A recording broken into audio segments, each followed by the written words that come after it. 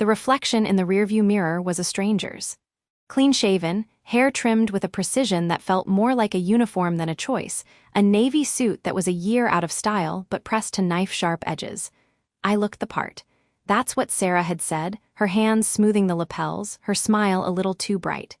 "You look perfect, Marcus. Just be yourself." Myself. I gripped the steering wheel, the leather cool and unyielding under my palms. Myself was comfortable in fatigues, with the weight of a ruck on my shoulders and the smell of dust and diesel in the air. Myself knew how to lead a platoon through an IED-strewn road in Kandahar, not how to sell that experience to a man in a corner office who probably thought deployment was a banking term. Omnicorp Defense's headquarters loomed outside the car window, a monolithic slab of smoked glass and steel reflecting the pale morning sky. It was a fortress of a different kind, its moat paved with imported cobblestones and guarded by a valet in a ridiculous hat. My 10-year-old sedan was an eyesore here, a speck of rust and reality in a sea of gleaming German engineering. I could feel the phantom weight of my dog tags against my chest, a dull thud where my heart was beating a little too fast. "Breathe, Captain. Assess the terrain." The terrain was hostile. I knew that going in. The job description for the project manager role might as well have been written in a foreign language. Leveraging synergistic paradigms, optimizing stakeholder engagement, driving scalable solutions. I'd spent 3 nights translating my military record into this corporate gibberish. Leading a company of 150 soldiers through a complex, 9-month logistical operation in a combat zone orchestrated a multidisciplinary team in a high-stakes, dynamic environment to achieve strategic objectives under demanding time constraints. It felt dishonest, like putting a cheap coat of paint on a battle-tested tank. I ran a thumb over the edge of my resume, the paper stock thick and expensive. It was a lie of omission. It didn't mention the 2 men we lost to a sniper on that deployment, or the week we ran on 45 minutes of sleep a night, or the specific, gut-wrenching fear that becomes a constant companion. It listed dates, ranks, and sanitized accomplishments. Julian Finch, senior hiring manager, didn't need to know the rest. According to Frank, my mentor, Finch was a particular kind of corporate animal, an MBA purist who valued pedigree over performance. "He's a paper pusher, Marcus," Frank's gruff voice had warned over the phone last night. "Thinks anyone who hasn't climbed the ladder on his specific rungs is unqualified. Don't let his polish rattle you. Your record is solid steel next to his pressed cardboard." I checked my watch, 8 minutes early. Perfect. I slid out of the car, the weight of the suit jacket feeling both constricting and flimsy. A brisk wind cut across the plaza, carrying the scent of rain and expensive perfume. I walked toward the glass doors with a gait I hoped conveyed confidence, not the march of a man heading into an ambush. The lobby was a cathedral of quiet money. The floor was polished granite, so shiny I could see the reflection of the minimalist art installations on the walls. The air hummed with silent climate control. A receptionist with a smile as flawless and impersonal as the furniture directed me to the 42nd floor. The elevator was silent, all muted brass and soft lighting. It was designed to soothe, but the lack of noise just let the static in my head grow louder. The doors slid open onto a waiting area that was more living room than corporate antechamber. Low-slung leather couches, a coffee table stacked with Architectural Digest magazines, a wall of windows offering a panoramic view of the city that made my stomach lurch. A young woman with a headset gestured me to a seat. "Mr. Finch will be with you shortly." Shortly turned into 15 minutes. A test, probably. A power play. I used the time to regulate my breathing, to push down the instinctive irritation at the delay. Hurry up and wait. Some things were universal. I watched people walk past the open doorway, their conversations a low buzz of acronyms and confident laughter. They all moved with a certain assurance, a belonging I hadn't felt since taking off the uniform. Finally, a door opened and Julian Finch appeared. He was exactly as Frank had described. Late 40s, trim, with a head of expensively maintained silver-threaded dark hair and a smile that didn't reach his eyes. He wore a suit that probably cost more than my car, and he moved with the unthinking ease of a man in his natural habitat. "Marcus Thorne, Julian Finch, apologies for the wait, a fire drill with the Singapore office." He extended a hand. His grip was firm, brief, and dry. "Right this way." His office was a testament to his status. Floor-to-ceiling windows, a vast desk of pale wood, shelves lined with leather-bound books, and a few tasteful awards. He took his seat behind the desk, a throne from which to hold court, and gestured for me to sit in the smaller chair opposite. He picked up my resume, his eyes scanning it with a practiced speed. "So Marcus, 10 years in the army. Impressive." He said it the way one might say, 10 years breeding exotic cats. Quaint. "Thank you, sir. It was a formative experience." The sir slipped out, a hardwired habit. His mouth twitched almost imperceptibly. "Let's dive in, shall we? Tell me about a time you faced a significant challenge in a leadership role and how you overcame it." This was my pitch. I leaned forward slightly, hands resting on my knees. I told him about the logistics operation, the one I'd practiced translating. I spoke about managing supply chains under duress, coordinating with multiple international entities, problem-solving with limited resources. I used their language as best I could. Synergies, stakeholder management, efficiency under pressure. Julian listened, nodding occasionally, his expression neutral. He jotted a note on a legal pad. When I finished, he didn't comment on the content. Instead, he tapped his pen on the section of my resume titled Military Service. "You held the rank of captain, I see. That's equivalent to a mid-level manager, correct?" The question was a trap, designed to diminish. In terms of personnel and budgetary responsibility, a company command is more analogous to directing a significant business unit, sir. I was responsible for a multi-million-dollar equipment portfolio and the welfare and performance of over 150 individuals. The sound was dismissive. "It's just the culture is so different here. The hierarchy, the decision-making processes. It's all about influence, persuasion, not orders." He said the last word as if it were distasteful. "Leadership principles are transferable," I said, keeping my voice even. "Understanding human motivation, building trust, achieving objectives through a team, those are universal." "In theory, perhaps." He gave me that smile again. It was starting to feel like a weapon. "But corporate acumen is built over years. It's a specific skill set. Understanding the nuances of P&L statements, navigating boardroom politics, managing up." He leaned back, steepling his fingers. "Your resume is light on that specific experience. What makes you think you can bridge that gap?" This was the moment. I could feel the interview slipping away, the chasm between his world and mine widening with every condescending syllable. I decided to go for broke, to speak in my own language, not his. "Mr. Finch, in my last deployment, I was tasked with establishing a secure supply route through a region where the local infrastructure had been systematically destroyed. There were no existing processes. There was active opposition. The P&L was measured in lives, not dollars. I had to assess the situation, build relationships with tribal leaders who had no reason to trust me, innovate with the resources I had, and motivate a team of exhausted, frightened men to perform a near-impossible task under a constant threat. We did it, 2 weeks ahead of schedule. That's not just theory. That's applied strategic planning and leadership. I may not know every corporate buzzword, but I know how to get the job done when the stakes are real." There was a brief silence. For a second, I thought I saw a flicker of something in his eyes, not respect, but maybe surprise. Then it was gone, replaced by a glacial coolness. He glanced down at my resume one last time, then slowly pushed it away from him across the polished surface of the desk. He looked up and his gaze was utterly flat. "Marcus, may I call you Marcus? I appreciate your service. Truly. But with all due respect, military experience doesn't really count here. We need corporate acumen.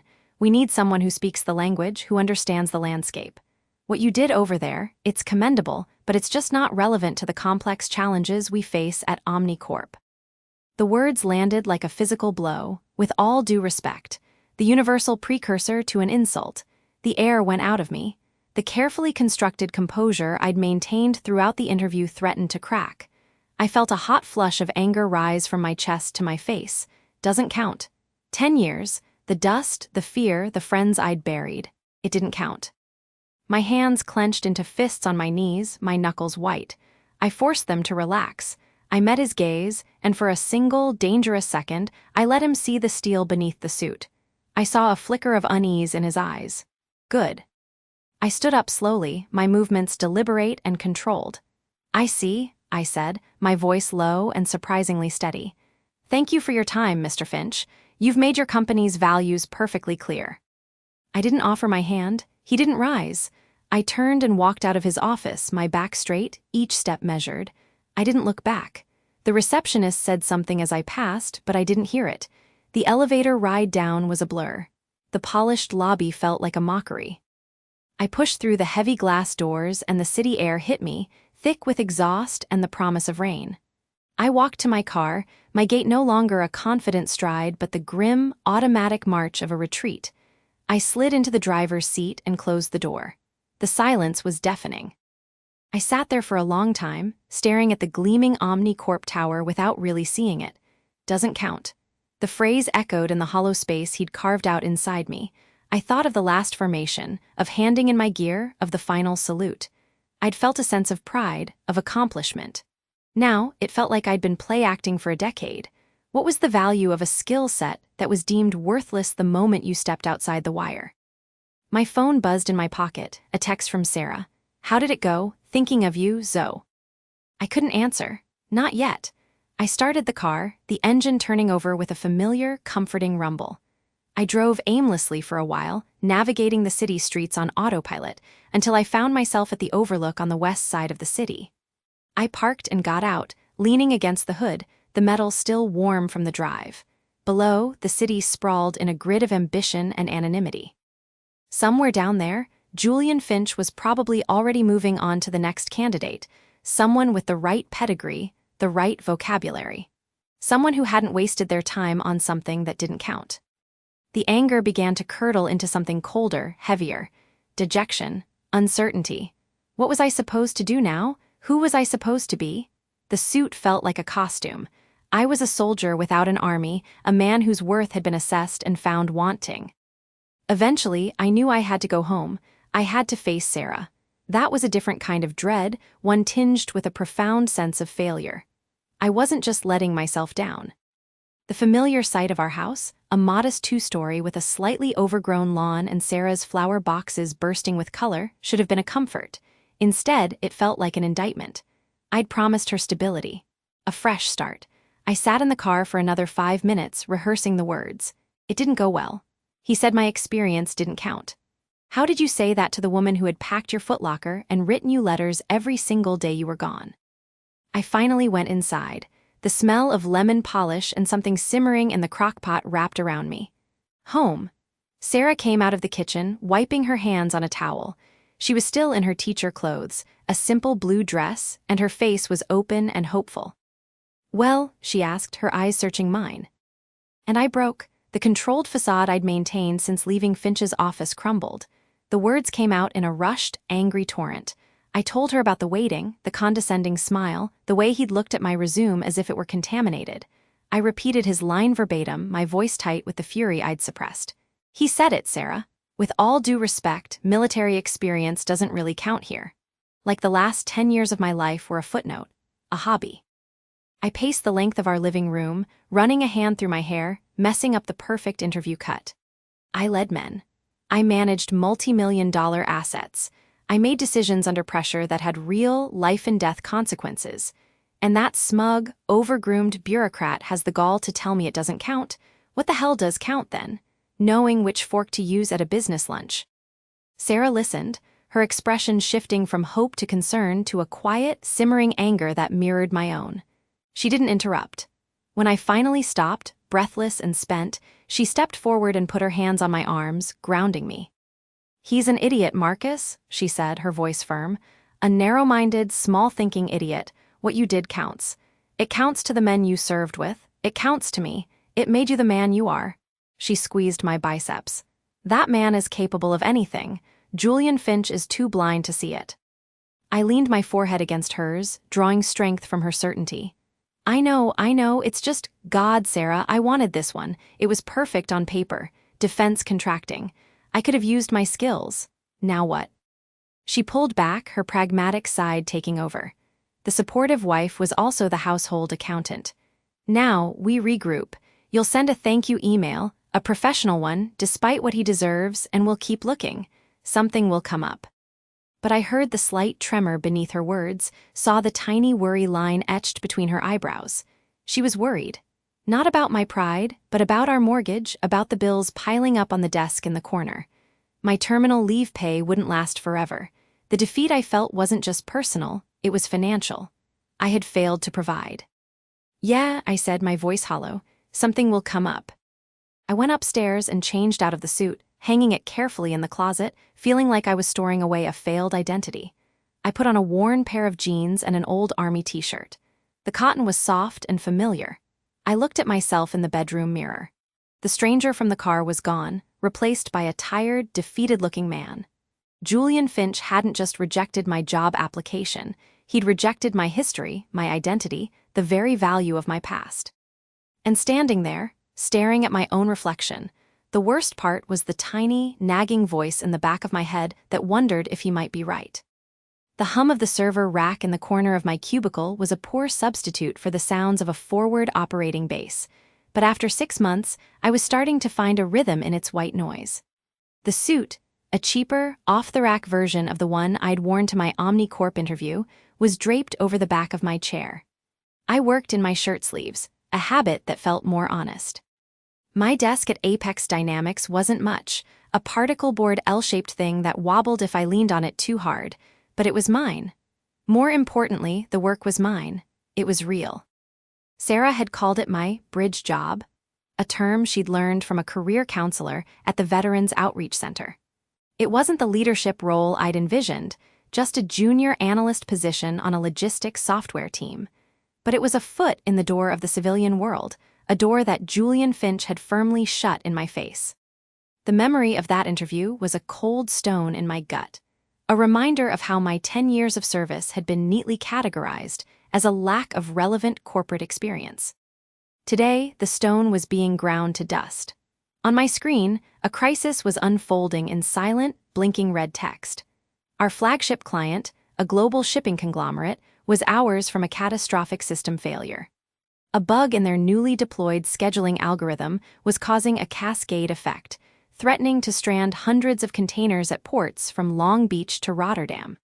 Their project manager, a man named Arthur whose voice had climbed 2 octaves during our last video call, was in full-blown panic mode. My team lead, a brilliant but perpetually overwhelmed woman named Chloe, had been pulled into a board meeting, leaving me as the lone sentry on the front line. This wasn't a boardroom wargame. This was a real-time logistics meltdown, and it felt like home. I tuned out the office chatter, the clatter of keyboards, the ding of the microwave down the hall.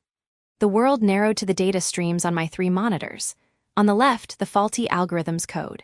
In the center, a live map of the client's global shipping lanes, with red dots blooming like warning flares. On the right, my own notepad, filled with the kind of shorthand I'd used to coordinate troop movements and supply convoys. Timings, choke points, resource allocation. "Marcus, are you seeing this?" Arthur's voice crackled through my headset, tinny with stress. "The Singapore hub is reporting a 40% delay. This is a bloodbath." "I see it, Arthur," I said, my voice calm, a tone I'd used to talk down a frightened private staring down a dust cloud that might hide an IED. "I need you to do something for me. I need you to stop looking at the red dots and pull up your personnel roster for the Port of Antwerp." "Antwerp? Why? The problem is in the code." "The problem is the symptom. The crisis is on the ground. Right now, Antwerp is your pivot point. The Singapore delay means the Everest Star is going to be late into Antwerp, which will bottleneck your European distribution. I need to know how many loaders you have on shift tonight and if you can pull a team from the Hamburg route." There was a pause on the line, followed by the frantic click of keys. I have it. 12 loaders on the night shift." "Good. Now I've isolated the section of code causing the priority inversion. It's a fixable bug, but the patch will take 4 hours to test and deploy. We can't wait that long. So we're going to do an end run. I'm building a manual override script.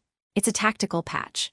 It won't fix the algorithm, but it will prioritize the Antwerp-bound containers for the next 12 hours, buying us the time we need to deploy the real fix without your entire network seizing up."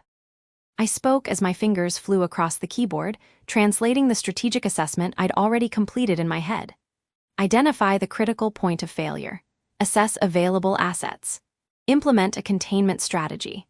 It was basic operational procedure, something any junior officer could do in their sleep. But in this context, surrounded by programmers who saw the problem as purely a lines of code issue, it felt like a superpower. A tactical patch, Arthur repeated, the panic in his voice receding, replaced by cautious hope.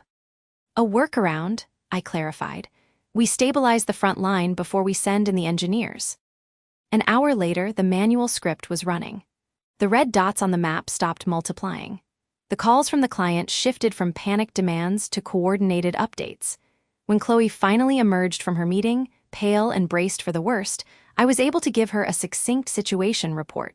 Problem identified, stopgap implemented, permanent solution in progress, client stabilized. She listened, her eyes widening slightly. You did all that. It was a logistics problem, I said simply. I've handled a few of those. The following week, the CEO of Apex Dynamics, a man I'd only ever seen from a distance, shook my hand in front of the whole team. The client had not only been saved from a multi-million-dollar disaster, but was so impressed with the novel, hands-on crisis management that they'd signed a 2-year extension. My humble cubicle was suddenly adorned with a Team Player of the Quarter certificate that felt both absurd and deeply satisfying. Sarah framed it and hung it in our home office, right next to my shadow box of military medals. The juxtaposition was strange, but for the first time, the two sides of my life didn't feel like they were at war. The call came on a Tuesday afternoon, just as I was packing up to leave. The number was unknown, with a 212 area code. Manhattan, probably a recruiter. I got a few of those now, ever since my name had been quietly circulated in the veteran tech network that had got me this job. Marcus Thorne, I answered, my tone neutral. Mr. Thorne, my name is Evelyn Reed from Sterling Executive Search. I hope I'm not catching you at a bad time. The voice was smooth, professional, devoid of the condescension I'd come to expect from headhunters who saw former military as a box to tick rather than a skill set to value. Now is fine, I said, sitting back down, my interest piqued. Excellent, I'll be direct, Mr. Thorne. I've been retained by a major player in the defense technology sector to find a very specific kind of leader for a project that is, to put it mildly, in critical condition. Your name came up with some notable frequency, specifically your recent work at Apex Dynamics. They were quite impressed with how you handled the global maritime situation. I remained silent, letting her talk. It was an old habit. Let the other person reveal their map before you show them yours. The project is the Aegis Initiative, she continued. Perhaps you've heard of it. I had. Everyone in the defense-adjacent world had. A $2 billion next-generation integrated defense system, a pet project of the Pentagon. It was the kind of massive, complex undertaking that made or broke careers and companies. I've read the headlines. Then you know its scale, and you may have heard it's struggling. Severely. The client is seeking a new program director to take over leadership and steer it back on course. This is a C-suite level position, Mr. Thorne, reporting directly to the CEO. The compensation package is, as you'd expect, substantial. It sounded too good to be true. A direct leap from a cubicle at a mid-tier firm to the helm of a multi-billion-dollar project. My internal alarm bells started to ring. There was a piece missing. That's a significant leap of faith for any company. Who is the client? There was the briefest of pauses on the line, a subtle intake of breath. The client is OmniCorp Defense. The name landed like a physical blow. The sterile interview room, Julian Finch's dismissive gaze, the feeling of my own resume feeling like a foreign language I couldn't properly speak. The cold stone in my gut returned, now heated into something sharper, anger. OmniCorp, I repeated, the word tasting like ash. You're aware I interviewed there 6 months ago. I am, Evelyn said, her tone shifting to one of delicate diplomacy. My client is fully aware of your previous interaction. In fact, it's a key part of the context. The current project lead, a Mr. Julian Finch, has been unable to manage the program's complexities. The CEO, David Chen, is personally overseeing the search for his replacement. He specifically requested that we look outside the traditional corporate candidate pool. He believes the project requires a different kind of leadership. A leadership style, from what I understand, that you demonstrated quite vividly at Apex. The pieces snapped into place with brutal clarity. Julian was failing. David Chen, the former Marine, was cutting him loose and coming for me. It wasn't just a job offer, it was a vindication. A chance to walk back into that building not as a supplicant, but as the solution to their biggest problem. The allure of that moment, of facing Julian from a position of undeniable power, was intensely sweet. "I need to think about this," I said, my voice tighter than I intended. "Of course, it's a major decision, but time is of the essence. The project is bleeding money and credibility by the day. I'll send over the formal brief. Please, give it a look. David Chen is very eager to speak with you." I ended the call and sat in the silent office for a long time, the hum of the server now sounding like a taunt. That night, I didn't tell Sarah right away. I waited until after dinner, after our daughter was asleep, when we were sitting on the porch with a cup of tea, the way we always did when something weighty needed to be discussed. I laid it all out for her. The call, the job, the salary, the name Omnicorp. She listened, as she always did, her face a calm mask that gave nothing away until I was finished. "Julian Finch," she said, not as a question, but as a statement of fact.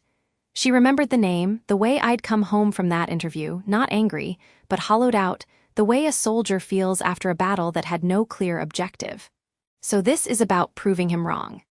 "It's about the job, Sarah. It's a huge opportunity. The money, it would change everything for us." Even as I said it, it sounded weak. She turned to me, her teacher's eyes seeing right through the practical excuse to the raw emotion underneath. "Marcus Thorne, I have seen you lead men through things that would break most people. I've seen you make life-and-death decisions without breaking a sweat. But the idea of going back to that place, to that man, it's got you rattled. Don't tell me it's about the money. Is this about revenge?" I stared out into the dark of our backyard, a small, tidy space that represented the piece we'd built. "I don't know, maybe, partly. It feels like closure." She took my hand. "Just be sure you're walking in for the right reasons. Don't let that man turn you into something you're not.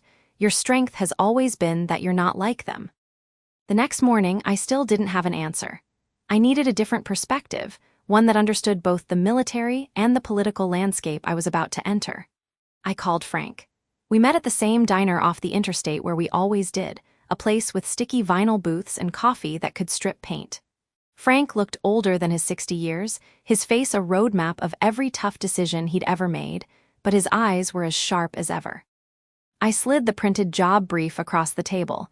He read it slowly, sipping his coffee, his expression unchanged. When he finished, he pushed the papers back toward me. "Omnicorp," he grunted, "the people who thought you were corporate enough. The same, their golden boy is crashing and burning a $2 billion project. Their CEO, David Chen, is a former Marine. He wants me to take over." Frank's eyebrows lifted a millimeter. It was the equivalent of another man jumping up and down with excitement. "David Chen? I know of him. Good man. Solid. So what's the problem, Captain? This is what you wanted, a real command." "The problem is Julian Finch. The problem is walking into that viper's nest. This feels personal." "Of course it's personal," Frank said, his voice a low rumble. "Everything worth a damn is personal, but you're confusing the objective." He leaned forward, his forearms on the table. "This isn't about you and Finch, that's a skirmish. The main effort, the strategic objective, is that project. Aegis, it's a mess. It needs a leader. Chen sees that. He sees past the MBA bullshit and recognizes the need for someone who can actually lead under fire. He's not offering you a job, son. He's offering you a command." I let his words sink in. He was reframing the battle, the way he'd always done for me in the army. "Forget about Finch," Frank continued. "He's irrelevant. He's a symptom of the disease that's killing that project, the idea that managing spreadsheets is the same as leading people through chaos. This is your validation, right here." He tapped the job brief with a thick finger. "Not because you get to rub Finch's nose in it, but because a man like David Chen, who has been where you've been, looked at your record and said, 'That's the one, that's who I need.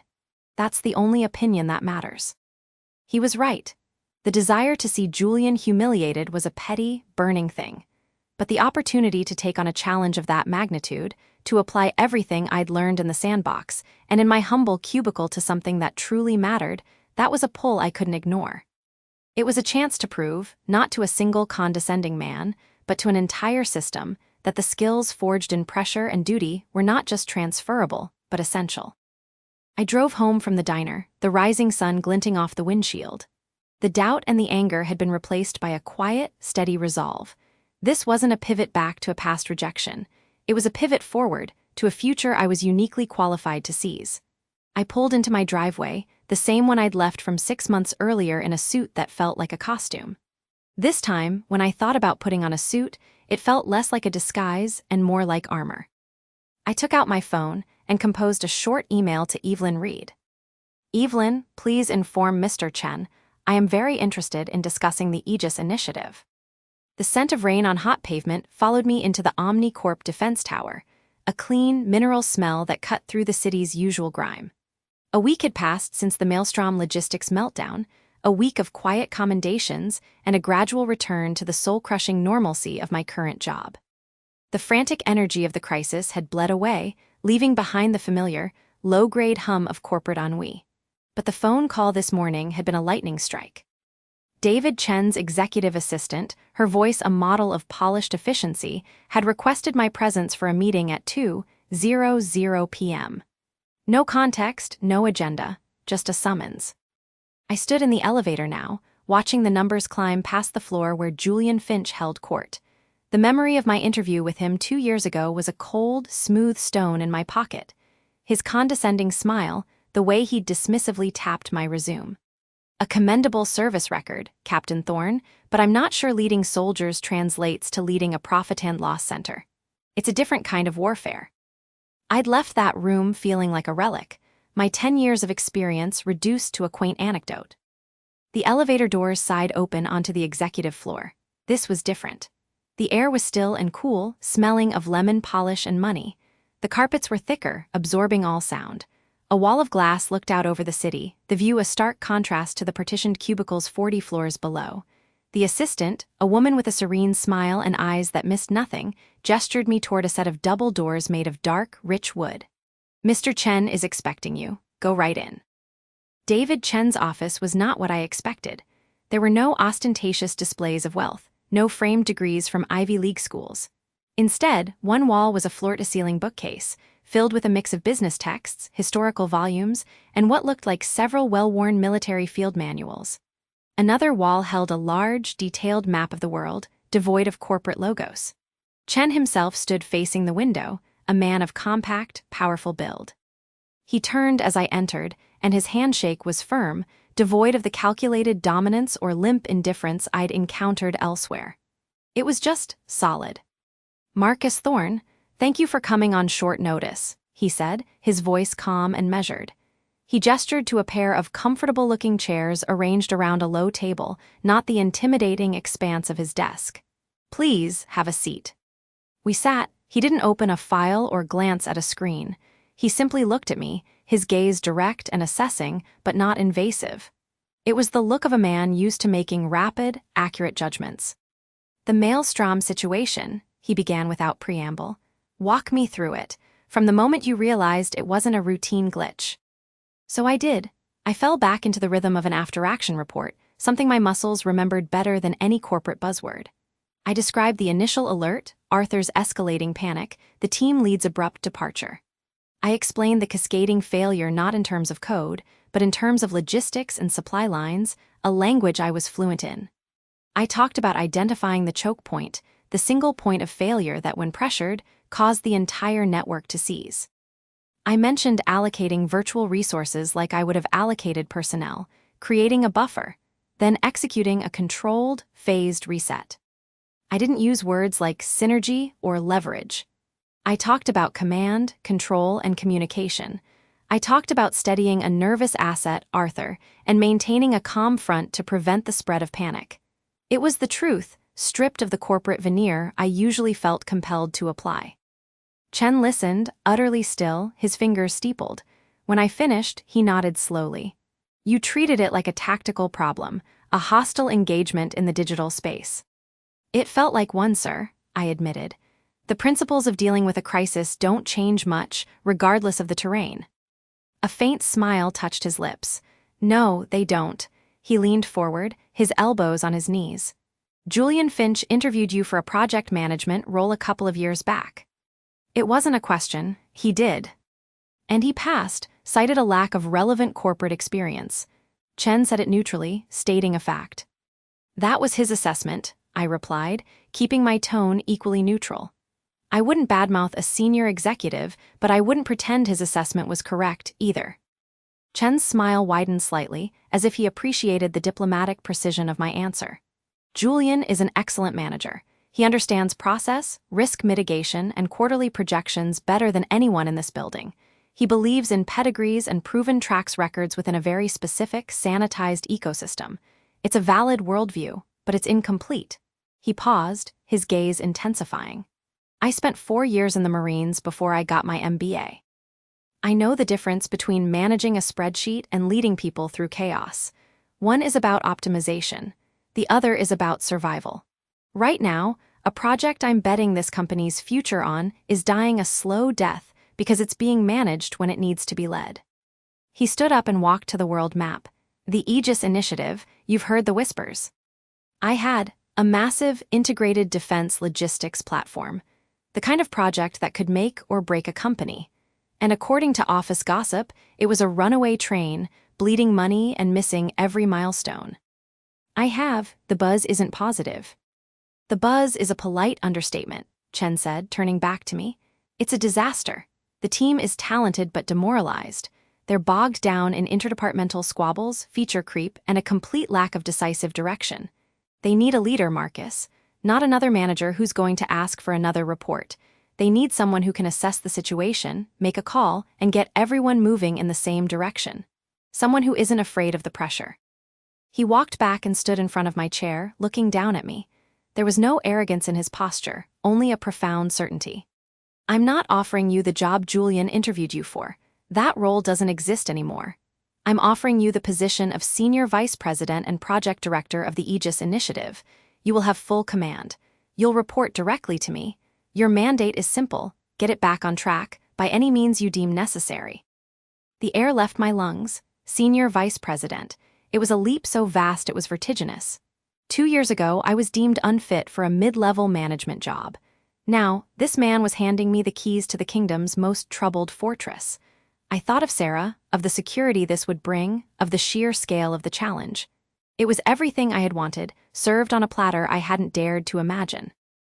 That's a significant vote of confidence, sir, I managed, my mind racing. The current project leadership will be reassigned, effective immediately upon your acceptance, Chen said. I've already made that decision. The question is, are you ready to stop being a bridge and start being the foundation? He'd used my own internal metaphor, the one I'd used just a week ago to describe my current job. It was a calculated, brilliant move. He hadn't just read my file, he'd understood my state of mind. He saw the transition not as a deficiency, but as a period of reconnaissance. I looked past him, out the window at the city sprawling toward the horizon.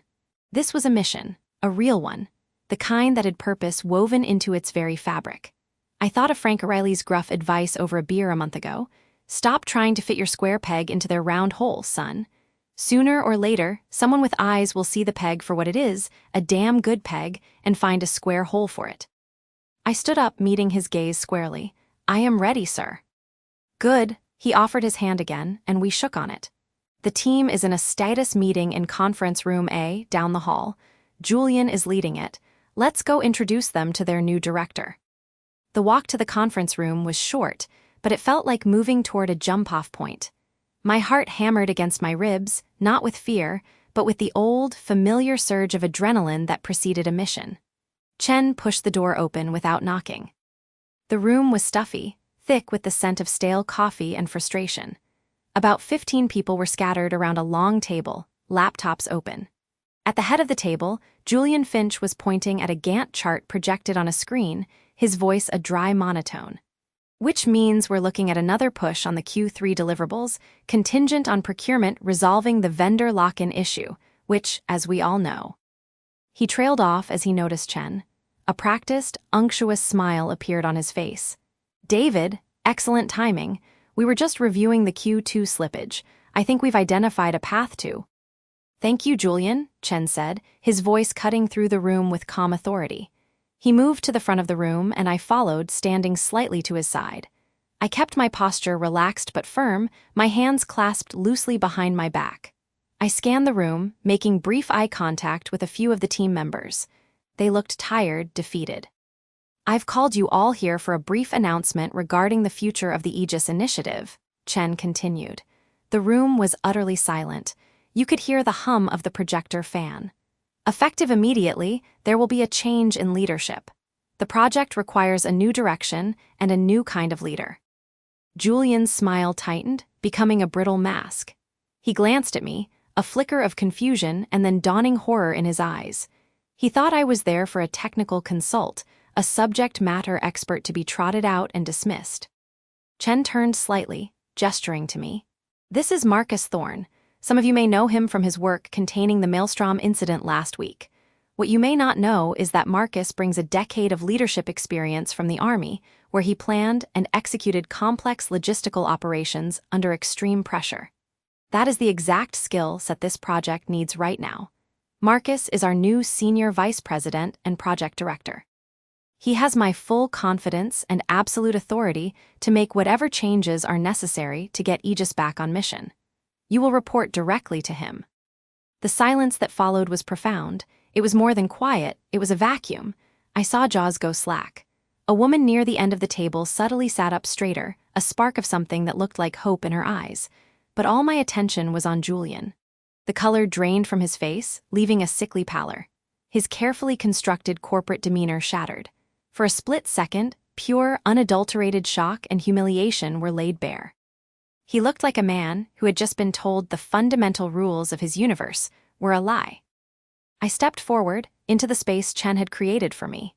Thank you, David, I said, my voice sounding calmer than I felt. I turned to the team. I'll be scheduling individual meetings with each of you starting tomorrow to get a direct assessment of the situation on the ground. For now, please continue with your meeting. Julian, I said, nodding to him, I'll need a full briefing from you at your earliest convenience. It was a dismissal. A polite, professional one, but a dismissal nonetheless. The power dynamic in the room had irrevocably shifted.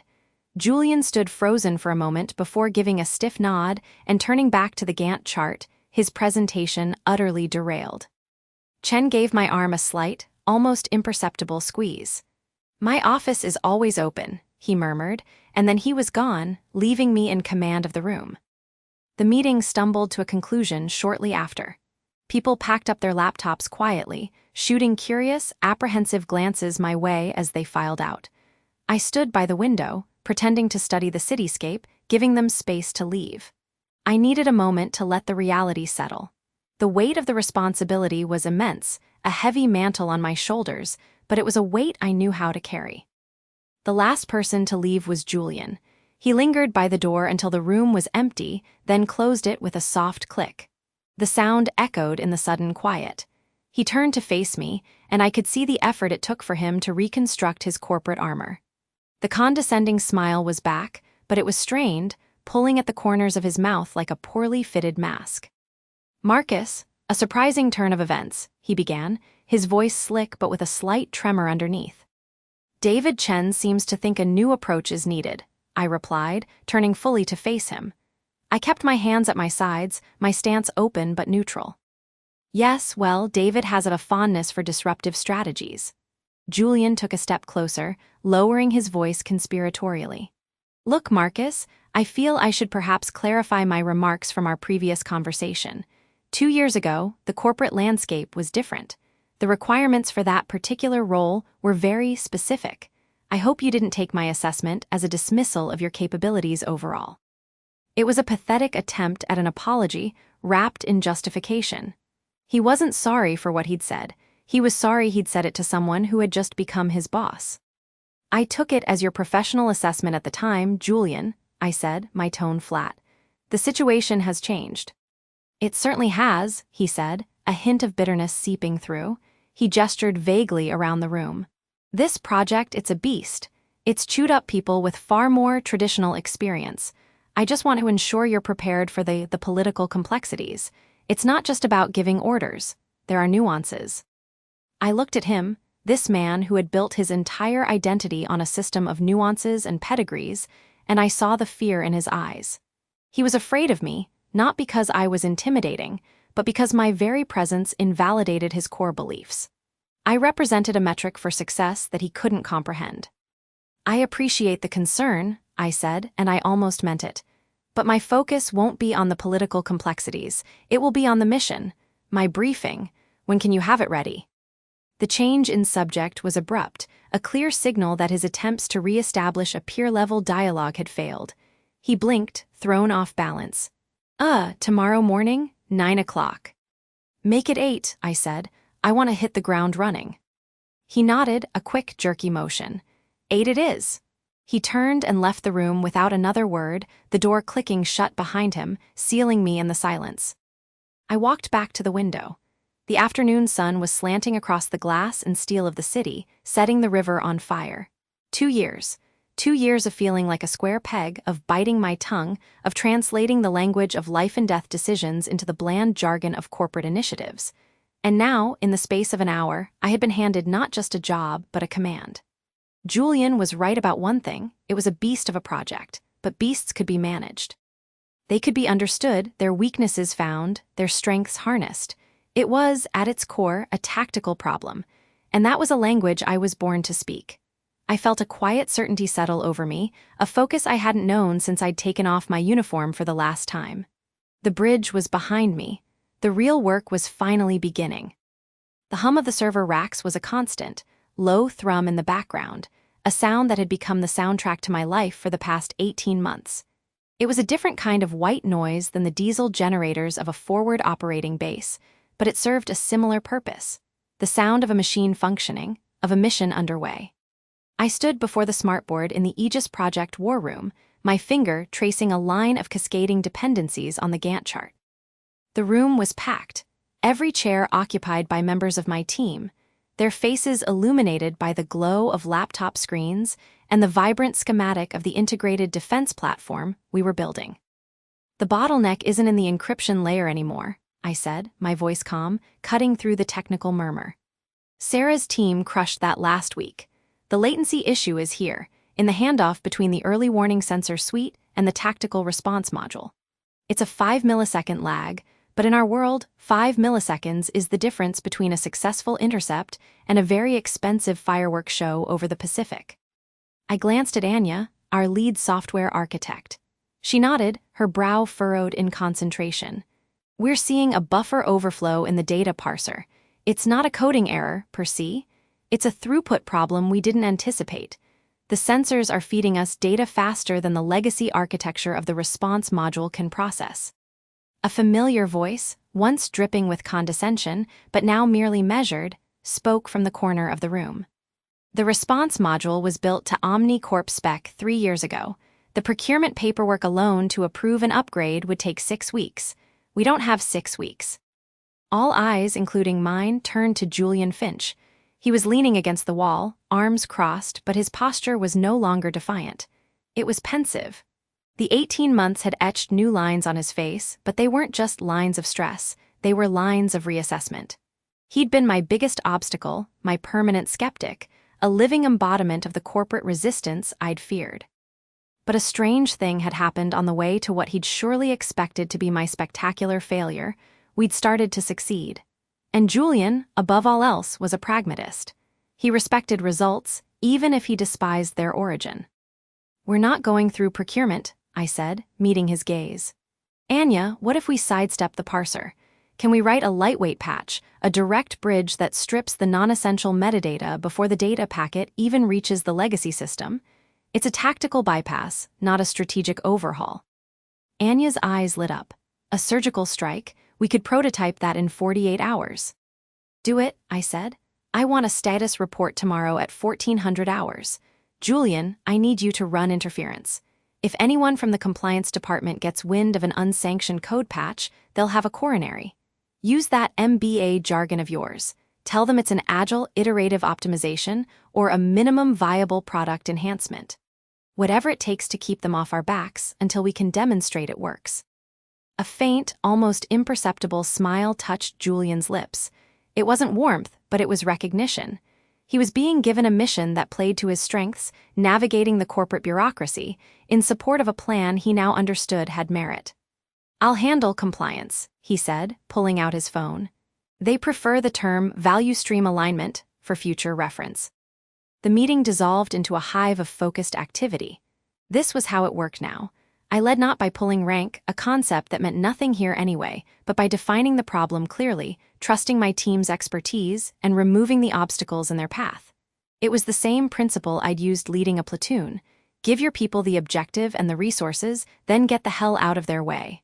The corporate world called it empowerment. I called it common sense. Later that afternoon, I was buried in logistics reports when a soft knock interrupted my focus. Julian stood at the door to my office, which was still a glorified glass cube, but now featured a few personal touches. A photo of Sarah and me hiking, a simple brass compass Frank had given me upon my retirement. "Marcus, got a minute?" he asked. His tone was neutral, a far cry from the dismissive barbs of our first encounter. "Always, what's up?" He stepped inside, closing the door behind him, a gesture that signaled something more significant than a status update. He hesitated, choosing his words with uncharacteristic care. "It's about the Pentagon liaison, Colonel Briggs. He's old guard. He's getting nervous about the demonstration next week. He's heard rumors about our unorthodox methods and is concerned about protocol." I leaned back in my chair. This was new. Julian was coming to me with a personnel problem, a soft skills issue. The old Julian would have either tried to handle it himself, inevitably making it worse by talking down to a military officer, or he would have used it as evidence that my leadership style was causing problems. "What kind of protocol?" I asked. "The chain of command kind. He's used to dealing with a single, clear point of authority. He finds our collaborative model messy." He implied that a more traditional project hierarchy would inspire more confidence. I studied Julian. There was no glee in his expression, no "I told you so." There was, instead, a genuine concern for the project's success. He was asking for my help. "Colonel Briggs is a good officer," I said. "He's risk-averse because the consequences of failure for him are measured in lives, not just quarterly earnings. He doesn't need a hierarchy, he needs certainty." An idea clicked into place, born from 100 pre-mission briefings. "Set up a video call for tomorrow morning. Just me, you, and him. You'll lead the call. You'll present the project timeline, the milestones, the risk mitigation strategies, all the corporate polish. Then I'll come on and talk to him, not as a project manager, but as a former captain. I'll speak his language. I'll give him the certainty he needs." Julian was silent for a long moment, processing. I could see the gears turning. He was recognizing that this wasn't about undermining his authority, but about leveraging our respective strengths for a common goal. "You think that will work?" "I know it will. He doesn't trust a process. He trusts people. Let's show him the right people are on the job." He nodded slowly, a look of dawning respect in his eyes. "All right, I'll set it up." He turned to leave, then paused at the door. "Thorne, it's a good plan." It was the first time he'd ever offered unsolicited approval. It was a small thing, just 4 words, but in that sterile office, it felt like a seismic shift. The adversarial dynamic had finally, truly, evolved into a functional one. The day of the demonstration arrived with a tension so thick you could taste it, a metallic hint of adrenaline in the air. The main conference room had been transformed into a command center. Screens lined the walls, displaying data streams, live feeds from the test range, and the stoic faces of the Pentagon Review Board, led by Colonel Briggs. David Chen sat quietly in the corner, observing. He hadn't interfered once in 18 months, but his presence was a silent vote of confidence. Julian kicked off the meeting, impeccably dressed and flawlessly articulate. He presented the business case, the ROI, the strategic advantage for OmniCorp. He was in his element, and he was good. When he finished, he nodded to me. "And now, Marcus Thorne will walk you through the operational demonstration." I stood up, feeling the weight of every eye in the room. I wasn't wearing a uniform, but I stood as if I were. "Colonel Briggs, gentlemen," I began, my voice steady. "The Aegis platform is designed for one purpose, to create decision space for commanders in contested environments. This is not a simulation of a theoretical threat. This is a live-fire exercise against parameters designed by your own threat assessment team. The sequence you are about to see will run in real time. I gave the signal to Anya in the control booth. The main screen lit up with a map of the Nevada test range. A swarm of red dots appeared, simulating incoming cruise missiles. The Aegis system identified them, classified the threat level, and assigned priority targets. The 5-millisecond lag was gone, thanks to Anya's surgical strike. The response was seamless, elegant, and brutally efficient. On the screen, red dot after red dot winked out. The entire engagement took less than 30 seconds. A profound silence filled the room, broken only by the soft chirp of a data stream confirming the successful intercept. Then, Colonel Briggs's voice came through the speakers, crisp and clear. "Impressive, Mr. Thorne, very impressive. That's a level of integration we haven't seen before. You've delivered on your promises." I saw David Chen smile, a small, private thing, before he stood and began shaking hands with the executives around him. The room erupted into a chorus of relieved congratulations. We had done it. We had not only met the milestone, we had exceeded every expectation. The company's future, and the futures of everyone in this room, had just been secured. The celebration party that night was a lavish affair at an upscale hotel, a world away from the beer and barbecue affairs I was used to after a successful training exercise. There was a jazz trio, fancy hors d'oeuvres circulated on silver trays, and an open bar. Sarah was by my side, radiant in a simple blue dress, her hand tucked firmly in the crook of my arm. She squeezed it tightly. "I am so proud of you," she whispered, her voice thick with emotion. "You did it your way." I was accepting handshakes and backslaps, feeling a warmth that had nothing to do with the champagne. I saw David Chen working the room, but he caught my eye from across the crowd and gave me a slow, deliberate nod. It was all the acknowledgement I needed. The former Marine had seen a fellow traveler and had given him a chance. The bet had paid off. I found a momentary respite near a large potted plant, watching the crowd. That's when Julian Finch approached me. He was holding 2 glasses of whiskey, and he offered one to me. His usual corporate armor seemed to have been left at the office. He looked tired, but relaxed. "Thorne," he said, raising his glass. "To the Aegis project, a resounding success." "To the team," I corrected gently, clinking my glass against his. We drank in silence for a moment, the smooth burn of the whiskey a pleasant contrast to the bubbles of the champagne. He swirled the amber liquid in his glass, staring into it as if searching for the right words. "I owe you an apology," he finally said, his voice low. He didn't look at me, but kept his gaze fixed on his drink. "When David brought you on, I thought it was a mistake. I thought your background made you a poor fit. I believed that the structured, predictable environment of corporate management was the only way to achieve results. I was wrong." He finally looked up, and his eyes held a sincerity I'd never seen in them before. It was stripped of arrogance, raw with the discomfort of admitting a fundamental error. "The way you handled Briggs, the way you lead the team, it's not about procedure. It's about competence. It's about understanding the objective and adapting to achieve it. I was so focused on the how that I lost sight of the why." My worldview was limited. I could have savored the moment, I could have held his feet to the fire, but that wasn't the point. The victory wasn't in his defeat, it was in his evolution. "You weren't entirely wrong, Julian," I said. "The corporate structure exists for a reason. I needed to learn that. We just come at the problem from different angles. You taught me about value stream alignment." I allowed a small smile. "I just taught you about a surgical strike." He let out a short, genuine laugh, a sound I don't think I'd ever heard from him. "I suppose you did." He raised his glass again. "To different angles." "To different angles." He finished his whiskey, nodded once more, and melted back into the crowd, already looking more comfortable as if a weight had been lifted. I watched him go, feeling no triumph, only a quiet satisfaction. This was closure, not just for him, but for me. The party eventually wound down. I drove home with Sarah, the quiet hum of the car engine a soothing sound. The city lights blurred past, a river of gold and white. I felt drained, but deeply content. The next morning, a Saturday, I went into the office. It was empty and silent, the war room standing clean and dormant, a battlefield after the victory. Sunlight streamed through the windows, illuminating dust motes dancing in the air. I sat at my desk, the surface clear of the frantic paperwork that had cluttered it for so long. My eyes fell on the small, framed photograph I kept on the corner. It was of my old unit, taken in Afghanistan. We were dusty, tired, but smiling, arms slung around each other's shoulders. A bunch of kids, really, trusting each other with our lives. I picked it up, the cool glass smooth under my thumb. For 2 years, I had felt like a ghost, a man caught between two worlds, belonging to neither. The disciplined soldier seemed at odds with the uncertain civilian. But as I looked at those young faces, and then at the quiet, orderly room around me, the dichotomy finally dissolved. The skills were the same. The leadership, the logistics, the calm under pressure, it wasn't exclusive to the battlefield. It was about taking care of your people and accomplishing the mission.